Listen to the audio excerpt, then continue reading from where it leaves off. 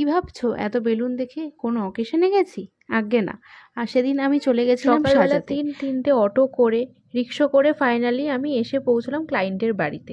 পৌঁছে দেখলাম একটা এত সুন্দর অ্যাকোরিয়াম। কি সুন্দর না মাছগুলো। তারপর দিদির জন্য ওয়েট করতে করতে আমি নিজেরও একটা ক্লিপ নিলাম, আর কি করব।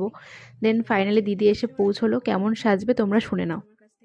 মোটামুটি তুমি যা ভালো বুঝো। তোমাকে আমি হেয়ার স্টাইলটা খালি দেখিয়ে দিয়েছি, ওটা খালি ওকে। তোমরা শুনতেই পেয়েছো, হেয়ার স্টাইলটা দিদির মন মতোই করেছি, কিন্তু ফ্লাওয়ারের যে কনসেপ্টটা ছিল সেটা পুরোটাই আমার মন মতো করেছি। তোমাদের কেমন লাগছে কিন্তু অবশ্যই আমাকে জানাতে ভুলো না। লাইক করো, শেয়ার করো, সাবস্ক্রাইব করো আমার চ্যানেলটা। দিদির কেমন লাগছে শুনে নাও। বিশেষ করে চুলটা আরো বেশি পছন্দ লাগছে, যেরকম বলেছি, যেমন বলেছো একদম সেম।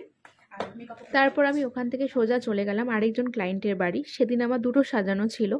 তো নেক্সট পার্ট খুব তাড়াতাড়ি আসবে। Stay connect guys.